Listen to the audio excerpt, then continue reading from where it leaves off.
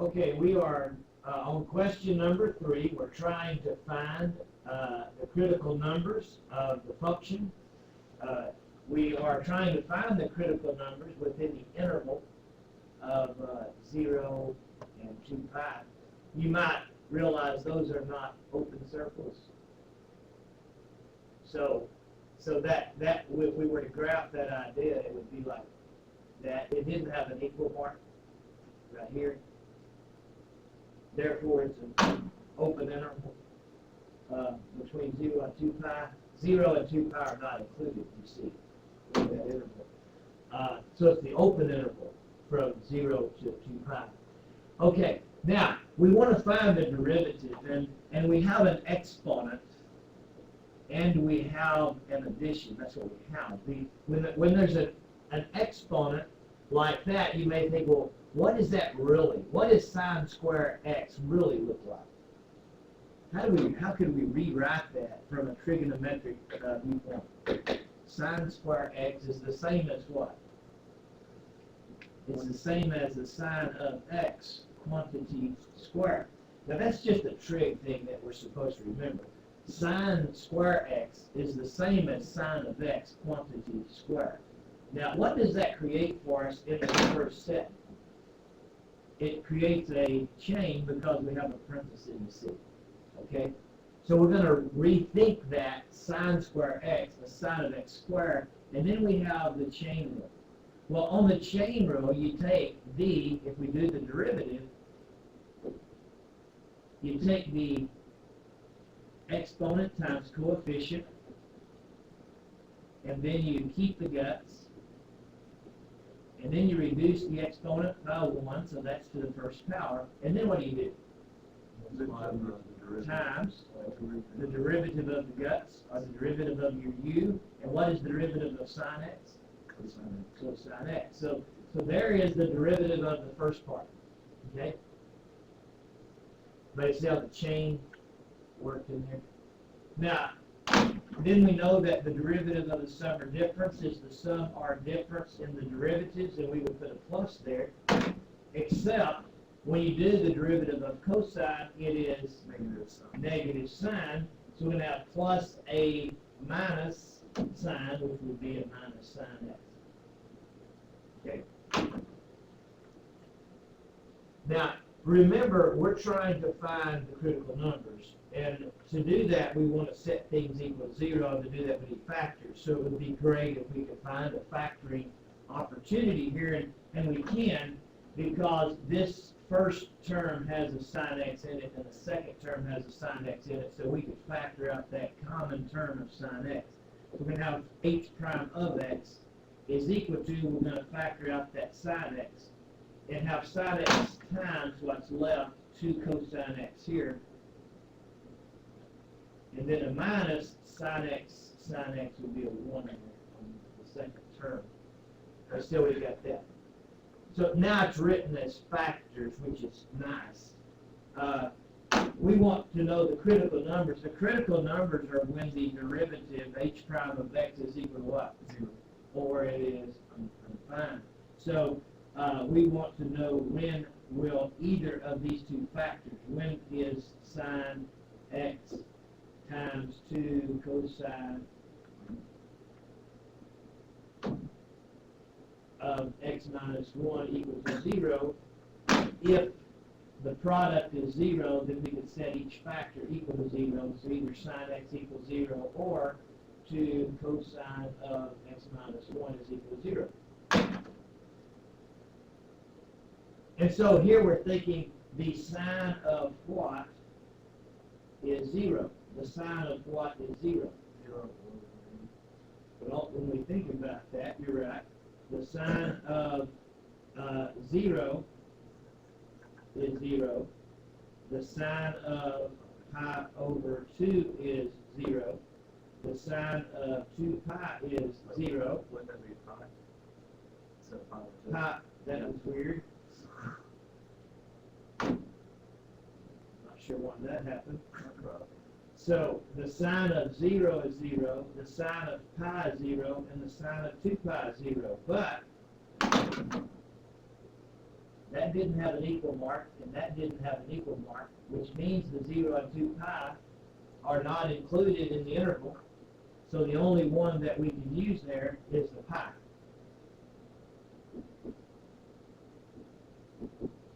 Okay.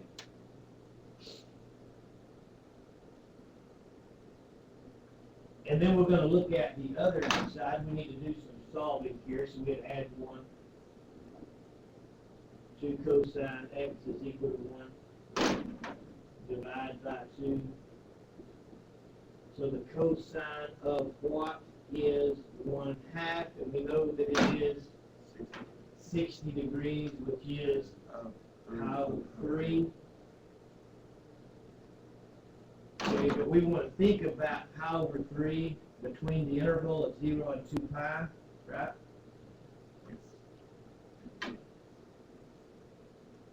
So we would have a pi over 3 right here. We would have pi over 3 less than pi, which would be 2 pi over 3, because pi is 3 pi over 3. You take a pi over 3 away from 3 pi over 3, and you got 2 pi over 3. And then you have a third more than 3/3, which would be 4 pi over 3. And then over here, you would have 6/3 would be 2 pi. And so you want a third less than 6/3, which would be 5 pi over 3. Okay? So we've got those 4 places where we have that reference of pi over 3. Now, all of those are within the domain of 0 and 2 pi. But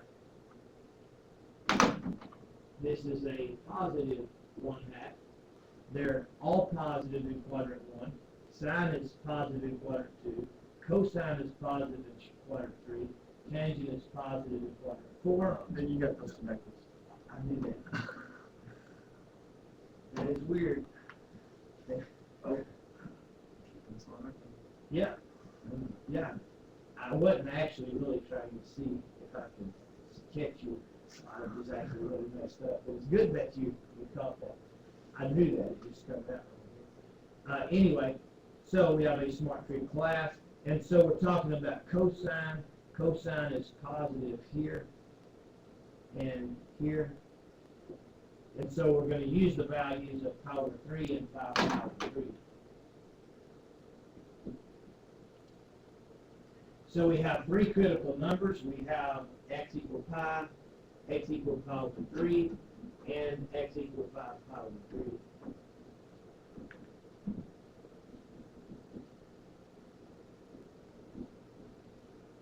All right, any questions on number 3?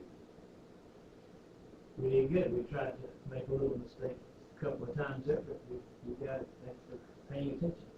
Any questions on number 3?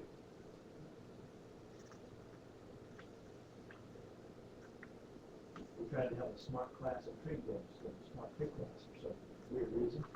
All right. Number 4.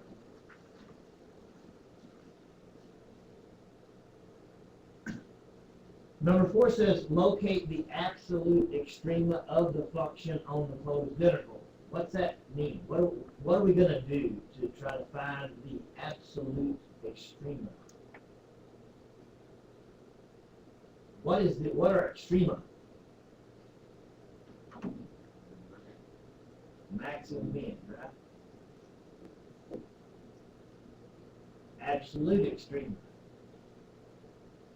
Well, here's the thing. You might think, okay, I've got something that's doing like this, and you might think, well, let me draw that a little different.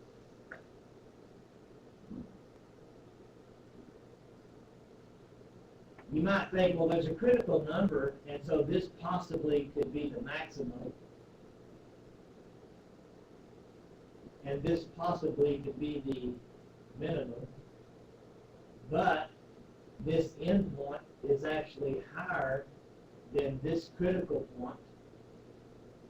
Therefore, this is the absolute maximum, you see, because it's actually higher than that critical point. And this could have possibly been a minimum, and this could have possibly been a minimum, but we see that the critical number is actually the absolute number. Okay? So we're trying to decide whether the maximum or minimum is really at the critical point or is it at the endpoint, which means we need to find the function value of all four places. To find the function value at all four places, we first have to find the critical numbers and then plug in all four things into the function, and then we can determine where the absolute maximum and minimum are. Okay, so the first thing we're going to do is take the derivative. So we're going to do f prime of that, and it's probably going to be easier to go ahead and distribute here, right?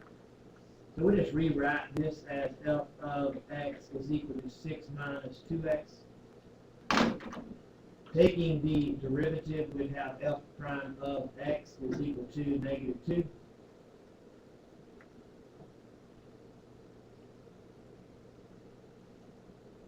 Okay, and so you say, okay, when is the derivative ever going to be 0? Never. It's always negative 2. And so we say, well, it's always negative 2. Well, we know that because this is the y-intercept of the linear equation, and this is the slope of the linear equation, and that slope is negative 2. We have a line, and if you have a line, like a negative slope, anywhere you draw a point on that line, the tangent is going to be the line itself.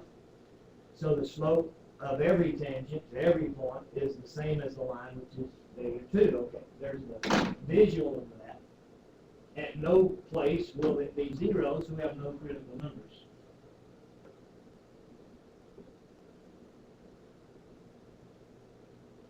So one of the endpoints is the maximum and the other endpoint's the minimum in this particular situation.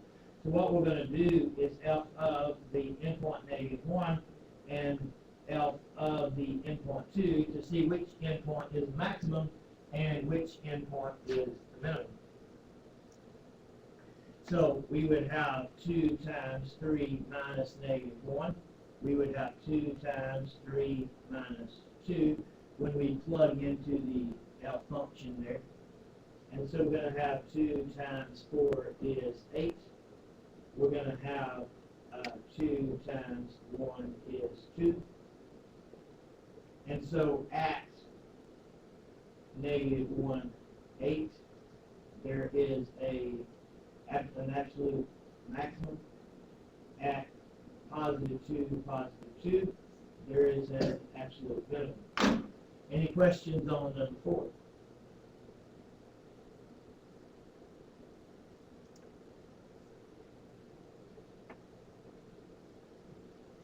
This would actually be the left. Notice this would be the left endpoint of this closed interval. And this, because positive 2 would be the right endpoint of that closed interval.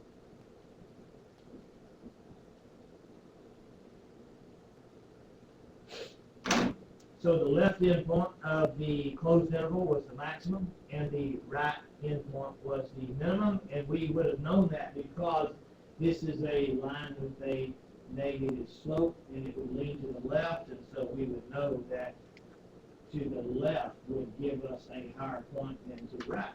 That would be logical from algebra 1. Okay? Any questions on number 4? All right. Number 5. We want to do the same thing. We want to find the absolute maximum or minimum within this closed interval from 0 to positive 1. Now, we would think, okay, where is there a critical number? Well, a critical number is a situation where the derivative, right, is undefined. Now, we can do this maybe as a quotient if you would like. So we would take the derivative, h prime of s, which would be the denominator times the derivative of the numerator, which would be 0. comes handy, minus the numerator times the derivative of the denominator all over denominator squared. And so we're going to have h prime of s is, that's out, negative 1 over s minus 2 quantity squared. It will never be 0. To be 0, the numerator would have to be 0, and the numerator can't be 0, but, and s is equal to 2, would create a situation where we have a division by 0 error. And so that would be a situation where it's undefined, which would be a critical number, except 2 is not within that closed interval. So we cast it out. So there's no critical number within that closed interval. Okay? Which means that either one of the endpoints is the maximum and one of the endpoints is the minimum. They say we determined that there was no critical numbers within the closed interval of 0 and 1. Okay, so we need to find h of the endpoint 0, and we need to find h of the endpoint 1. And so we're going to have 1 over, we're going back into our h function, 0 minus 2, and 1 over 0, 1 minus 2, plugging in the 1 for s right here. And so we have 1 minus 2. Okay. So we're finding the function value at each endpoint since there is no critical point. So we're going to have 1 over negative 2, which is negative 1 half.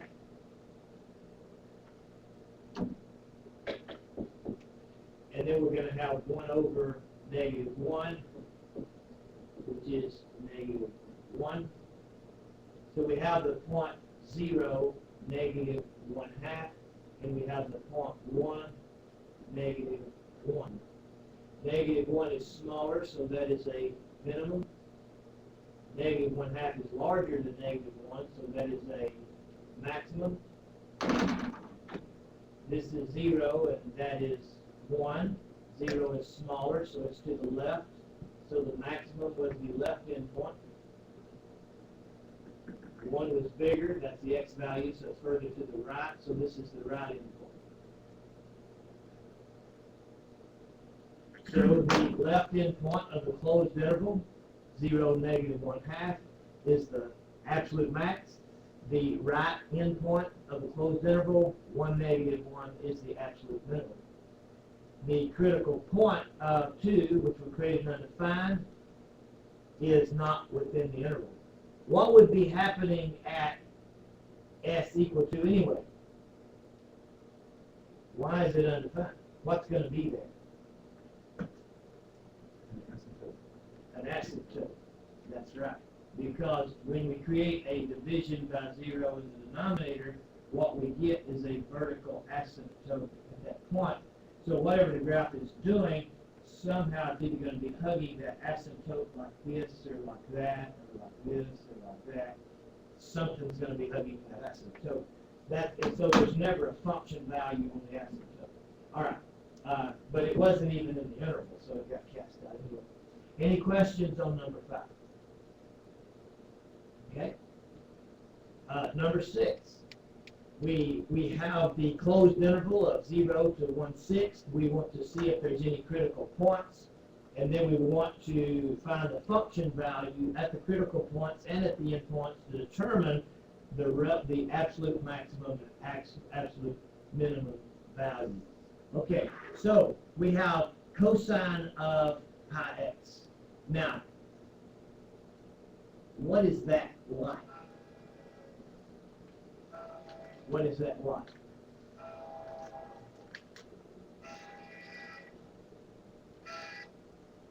It's like Well, what if I had cosine 2x? What did we do with that? We said, okay, we're going to put a parenthesis, and we created a chain, right? Remember that? Well, same thing. Pi is a number just like that too. It's 3.14 something. So we have to put a parenthesis and create a chain. All right. What's easy to let your guard down on all this stuff. Okay, so we want to take the derivative. So we want f instead of h. We want f, that was weird, f prime of x. Now remember we do the derivative of the upper. So what is the derivative of cosine? Negative sine. So we're going to have negative sine of, keep the same guts, right? Times the derivative of the guts, which would be the pi coefficient, right? If it was x, it would be 1, you're right, the coefficient. Okay? So there's the derivative, right? It's the derivative of the function times the derivative of the guts of the function. Okay? Or the u. Okay. Now, we want to know when this is 0. So what we have is f prime of x is equal to negative pi sine of pi x. And we want to know when that's equal to 0. So let's just write it out. Maybe that'll help us a little bit. We want to know when is the negative pi of sine of pi x going to be equal to 0. Well, we can say, I don't like that right there. So guess what I'm going to do? I'm just going to divide it off. It just kind of disappeared, right? 0 divided by anything is 0. So we just kind of got that out of the way there. That's a little bit nicer. So we're thinking the sine of what multiplied by pi is 0. Now let's go to our graph and think about that. If I multiply by pi, all I'm doing is that, right? Right. So the sine of what times the pi would equal to 0. Well, 0. so this is 0. Now, if I were to add pi, let's just think about this. If I had 0, then I would get a 0, right? But my next thing is at pi, right? So what else could x be to put me to pi? 0 pi's, 1 pi, 2 pi's, 3 pi's. So x could be 1, 2, 3, 4, 5, 6, 7, 8, 9, 10. So x is greater than or equal to 0. And we think, how can we do it? That's an infinite number of points, but we're in a closed interval from 0 to 1/6, which eliminates everything but the 0, which made it kind of nice. That would have been kind of ugly if we hadn't have had a closed interval. So it's not really all of those. It's just x equals 0. And it's a good thing it was a closed interval, or the 0 would have even been eliminated. Okay, so we have one critical number within that closed interval. So now we have 3 things to check. We have the critical number.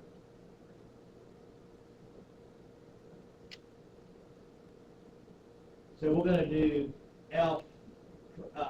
we're going to do f of that critical number 0. And then we have the endpoint 0.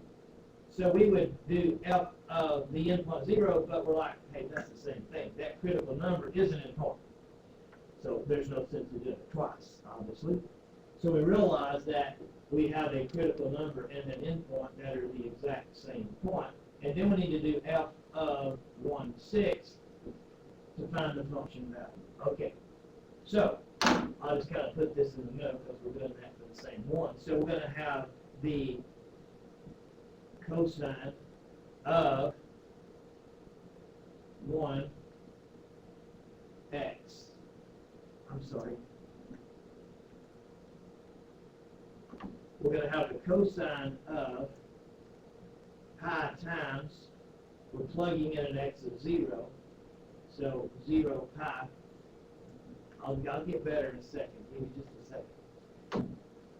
Let me just do it like that. The cosine of pi times 0. We're plugging in a 0. I was trying to do the second one first. I apologize. I was trying to get the sixth in. And so then what we have is the cosine of 0, and the cosine of 0 is 1. And then we're going to have right here the 1/6. And so we're going to have the cosine of pi, I'll just write it like that, times 1/6. So we have the cosine of pi over 6. Pi over 6 is 30, and the cosine of 30 is square root of 3 over 2. Excellent. And we're in quadrant 1, so it's positive, right? We needed to check that out. We're in quadrant 1, so it's positive. Now, on both of them, one of them is quadrant 1 individual. Okay, which one's bigger, square root of 3 over 2 or 1? So let's double check that. Do the square root of 3 over 2 divided by 2 on the calculator. I'll let y'all do that. Square root of 3 over 2. We're going to get an approximation just so we know which one's bigger. We kind of need to know which one's bigger, right? So we can find the maximum or minimum. 0.866 something. So this one's bigger than this one. So we have an absolute maximum at 0, which is a critical number at an endpoint, and we have an absolute minimum at 1/6, which is the other endpoint. Okay, any questions on number 6? A lot of fun little things working their way into these problems.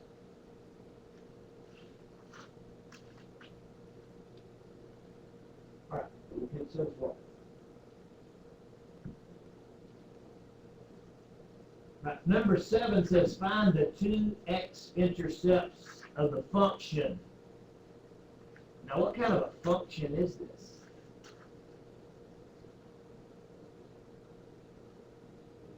It has an x squared. It's a quadratic. And the x-intercepts are the solutions to the quadratic, or the zeros of the quadratic. We could find those by factoring with the AC method or the shortcut method, because A is 1, or we could use the quadratic formula, x equals negative b plus or minus the square root of b squared minus 4ac all over 2a. So several ways to do that. And then it says show that f prime of c is equal to 0 at some point between the labeled endpoints.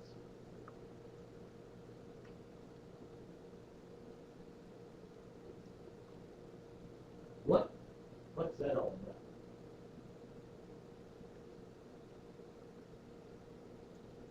Remember Rolle's theorem, if there's a function value, if there's a closed interval, a, b, so that f of a is equal to f of b, then there must be some point in there that's a maximum or a minimum. But there's also going to be,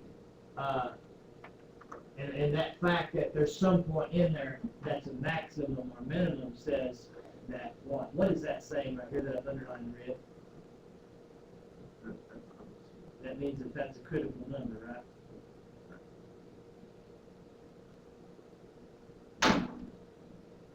And this is saying that if we get endpoints that have the same function value, that says there's a guaranteed maximum or minimum in there.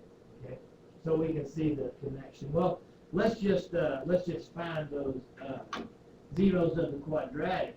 We know that if a is 1, we can think, what do you multiply to get the c value, right, of -2, but then add to get the b value of -1.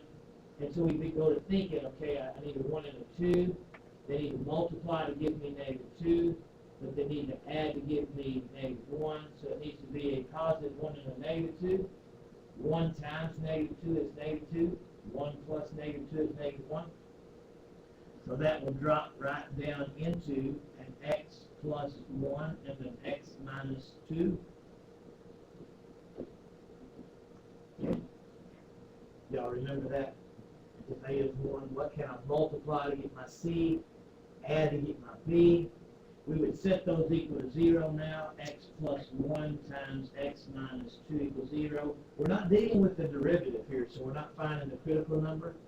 We're finding the x-intercepts of the original function, the zeros of the original function. So we know that this would give us an x equal -1, and this would give us an x equal 2. So these are the x-intercepts. Now, as ordered pairs, if the values of x when y is 0. So what we have 2 points that have the same function value.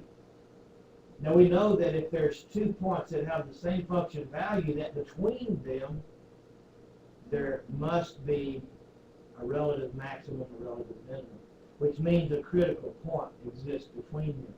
So that means that between here there must be some value that is 0. Okay? So it says find 2 x-intercepts of the function. Show that f prime of c is equal to 0 at some point between the 2 labeled points. Okay? Now, how can we do that part? Well, we need to find the derivative, right? We're just going to find the derivative, and then we're going to find where it's 0, and we're going to hope that where, I'm going to do some blue, that c value that makes that happen is a number between -1 and 2. That's what we're hoping to happen. That c value is going to be some number between -1 and 2. Okay, so we're going to do the derivative. So we're going to do f prime of x of this original function, and we're going to have the first little piece, the derivative of x squared is 2x, and then the derivative of a difference is the difference in the derivatives, and the derivative of -x is -1, and the derivative of the constant is 0, so it goes out. So the derivative is f prime of x equal to x minus 1. Now we want to set that equal to 0, so we say 2x is equal to -1. We say 2x minus 1 is equal to 0. Not sure why that happened. So we're going to add 1 to both sides. We're going to get 2x is equal to 1. Divide by 2. We get x equal to 1/2. So there's a critical number at 1/2. That's the c value that would make f prime of c 0. And notice that number 1/2 is between -1 and +2. Okay? So we verified that there is a c of 1/2 that lies between those intercepts, -1 and 2, that has a derivative function, a derivative value of 0. Okay. Any questions on number 7? All right, number 8, we're trying to do the same thing, just a little bit more complicated situation here. So we want to rewrite the function before we take the derivative. We want to find the intercepts of that also, right? If we find the intercepts, what would we do? Set each factor equal to 0. So we would just say, well, x equals 0 or the square root of x plus 4 is equal to 0. We're trying to find the zeros first. Then we're going to do the derivative and set it equal to 0 and see if it falls between those intercepts. So here, to get rid of the square root, you would square. So we would have x plus 4 equal 0, subtract 4, and we would have x equal -4. So the zeros of the quadratic are at negative 4, 0, and 0, 0. They're the values of x that make y 0. So we're hoping that we can find a number between negative 4 and 0 that will create a derivative value of 0. In other words, there's a critical number somewhere between negative 4 and 0, right? What would that have looked like on the last problem we had? I should have talked about that. Well, I'm gonna go back to that after this, just to give you an idea of that. Let's go back and do the derivative here. So we want f prime of, but to do that we should write the second one exponentially, right? X plus 4 raised to the 1/2 power, so that's what that would look like.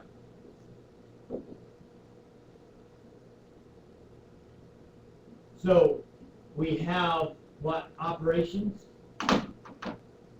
Multiplication and parenthesis. The parenthesis creates a chain, but we also have the product rule. Okay? The product rule says you take the first times the derivative of the second. Now, to do the derivative of the second, we're dealing with a chain.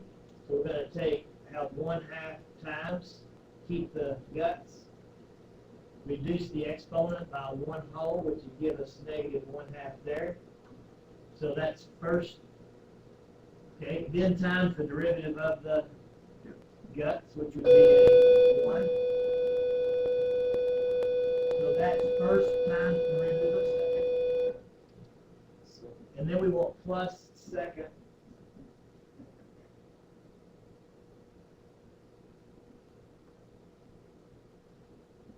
times the derivative of the first, which will be 1.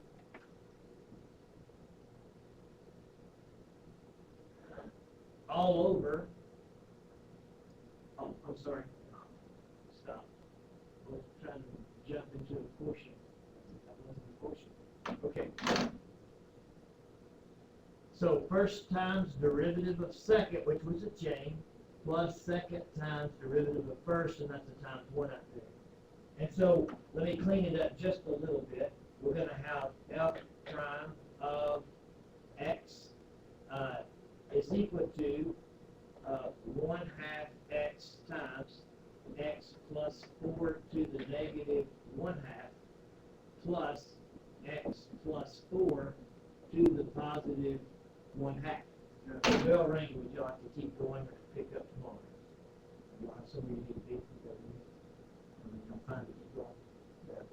All right, we'll keep going. So remember what we dealt with yesterday, that when we have a common factor like this, it's the which one do we choose to pull out?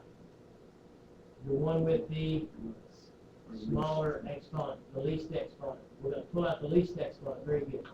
So we're going to have f prime of x is equal to, we're going to pull out that least exponent of x plus 4 to the negative 1/2 times what we had left in the first one. Good.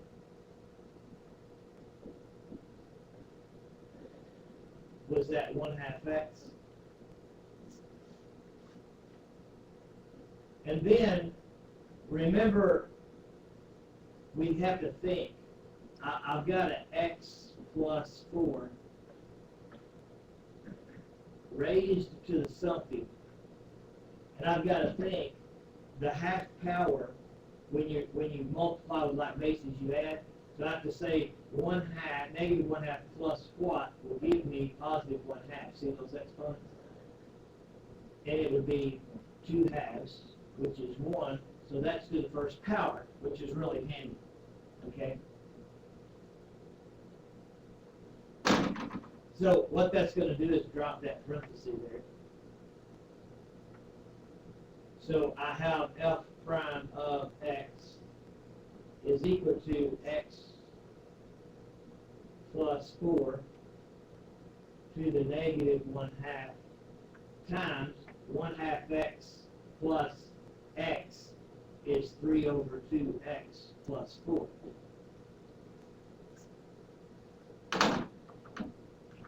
Now, the negative is going to kick that to the bottom. So in the numerator we have 3/2x plus 4. And in the bottom, because of the half, we have square root of x plus 4, and it kicked to the bottom because of the negative. Everybody good with that?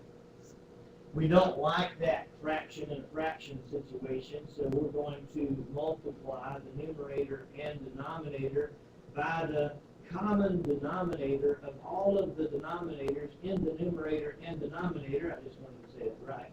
And so we're going to have 3x plus 8 over 2 of those square roots of x plus 4. So that's the simplified version of the derivative.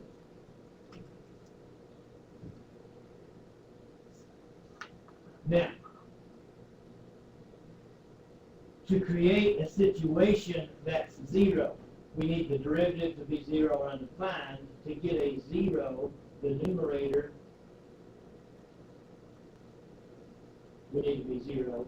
Or to get undefined, the denominator would need to be 0, right? To find out where the numerator is 0, we would say 3x plus 8 equals 0. Subtract 8. 3x equals negative 8. I'll just move it on up here. X equals negative 8 over 3. So x equals negative 8 over 3 is the place where the numerator would be 0. Now, when we look at a denominator of 0, to get a denominator of 0,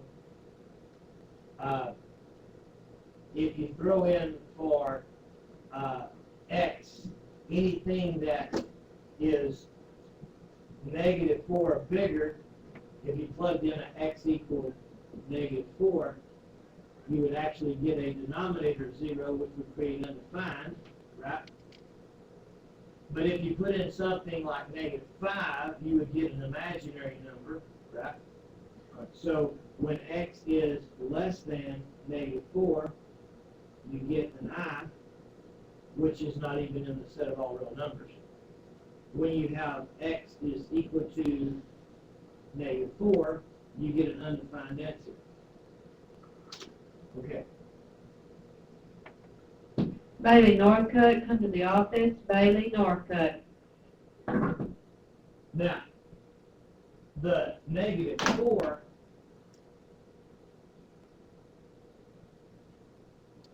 was one of your intercepts. So we can't use it because it can't lie between itself and something else. So it kind of gets kicked out. All of those i's get kicked out. So the only thing that we get to keep is this one, which is between those two, see? So we're good. So there is a number that creates a 0, and that is x equals negative 8 over 3. The negative 4 created an undefined, which we were wanting things that created zeros anyway.